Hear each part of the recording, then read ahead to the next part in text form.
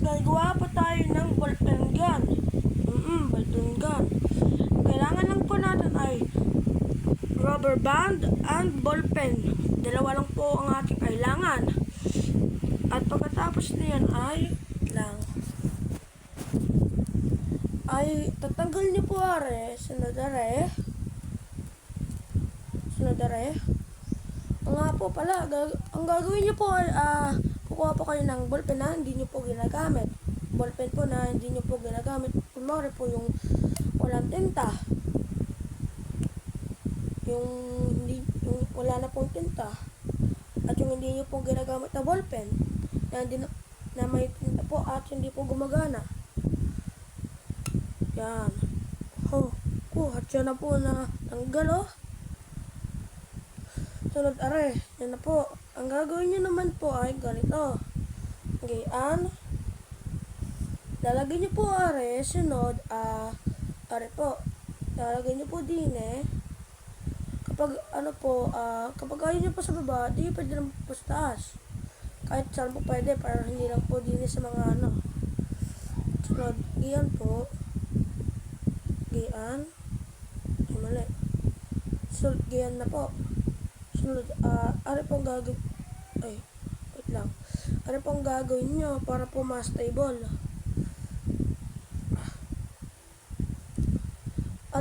At baka tinatanong nyo po sa anay, di yan ballpen gun, hindi yan mukhang ballpen gun.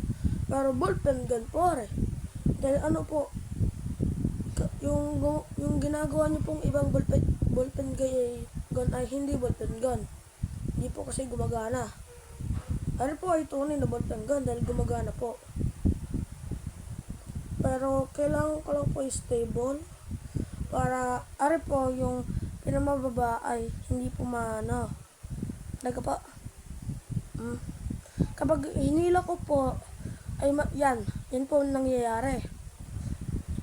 At kaya po kailangan ko stable para hindi naman po baka itatry nyo po. Yun, wala na po. Natanggal. Sunod, ulitin ko po ulit.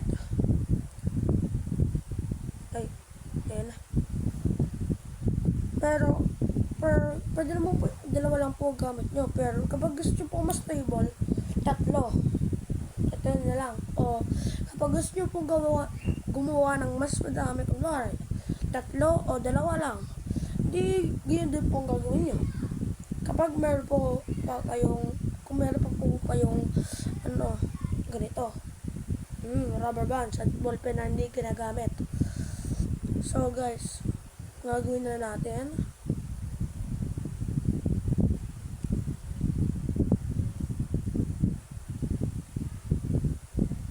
Wait lang, parang mali.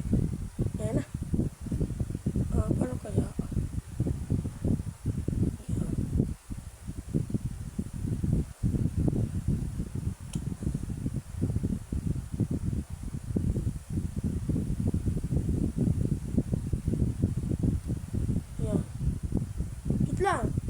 Wait lang guys, wait lang. Ngayon guys, hindi ko magawa. Hindi ko po alam bakit. Siguro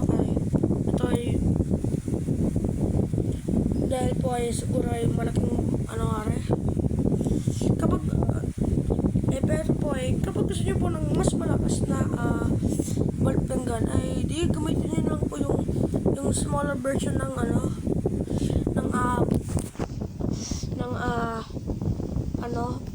rubber band. Ano ulit to? Nga pala. Yung yung parang mas maliit din pero mas malakas. Opo, mas malakas.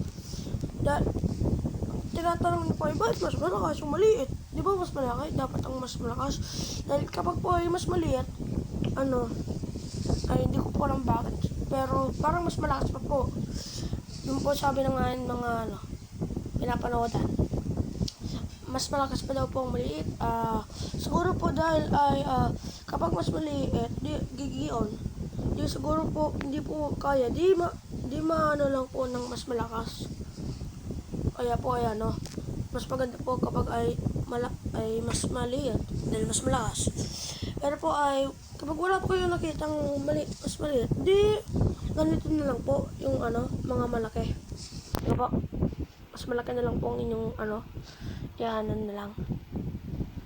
At kapag gusto nyo po bumili ng ganito, piso lang po isa. Piso lang po isa. Ang bayad ko po din ay 4 pesos. Yeah, 4 pesos lang po. Cheap lang po, di ba? Oo nga po. Mas ang mura naman nga po. So, dahil dito lang yung pagagawa ko. Yan. Yan. Alright guys. Yan. Wait lang. Papatayin ko lang electric fan. Di pala, electric fan.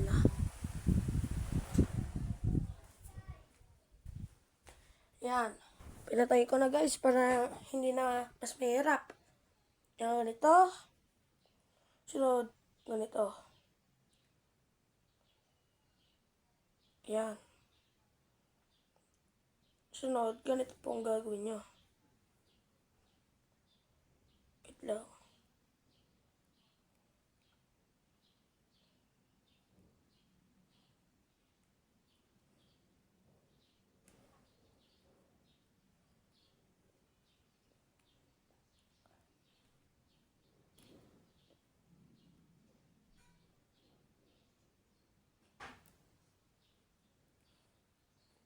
Ayan. Ayan na po. Pero stable ko po dahil ganito po ay pwede naman po i-on. Taga po. Wait lang. Ayusin ko lang po ng konti. Ayan. Taga po. Aral po ay napupunta doon dahil po nari. Kaya kailangan ko po stable. Wait lang. Ayan.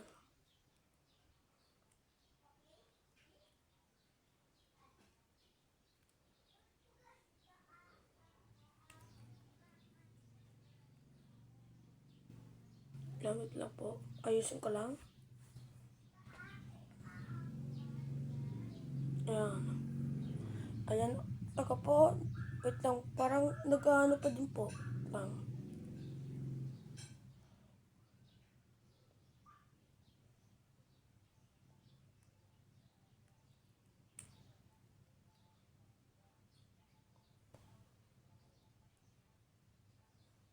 Yan.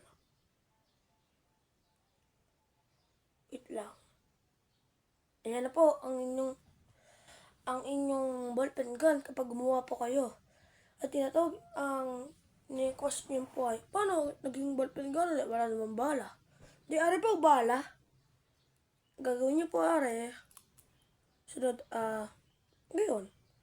Igayanin niyo po, sunod bibitawan niyo. Di po, ari po ay lipad hanggang sa po. Hanggang nagano po ng wall. Opo.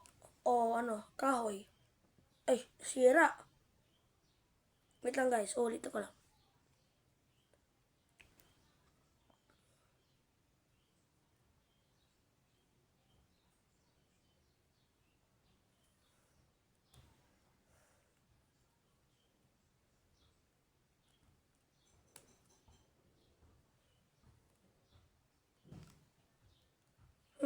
Hirap.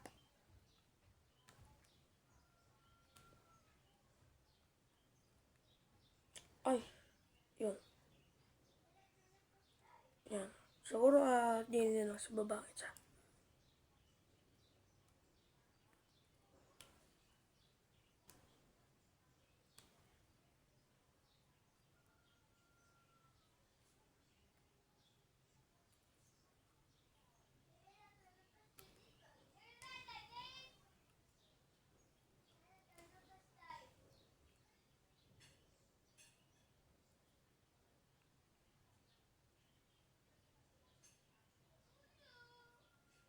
Yan, tapos na po. Nice ka na. Pero kapag po gusto nyo po gumawa ng mas madaming at kapag may extra po kayong rubber bands, at meron po kayong mas madaming ballpen na hindi po ginagamit, di gumawa lang po kayo. Kapag gusto nyo po. Yun na guys. Ito na po ang inyong nakitang ginawa kong ballpen gun. Easy lang po. Pero make sure nyo lang po ay stable. Dahil ano po mangyayari? Makahila nyo po ay di gayon na. Yan guys, tapos na. Kahit ano nangyari. So guys, kapag nagustuhan nyo po ang aking ginawang ballpen gun, kapag gusto nyo po ay gumawa pa ako ng mas madaming videos na gano'n ang gagawin nyo lang po ay mag-subscribe.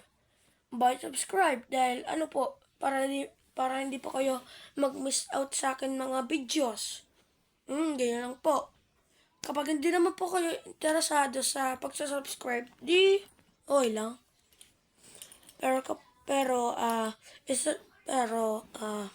Kapag kilala nyo naman po ang aking channel at hindi pa kayo subscribe, ano ang inyong iniintay? Subscribe na! So, kapag guys nagustuhan nyo ang aking video, bye-bye. At salamat po sa views at subscribers. Bye!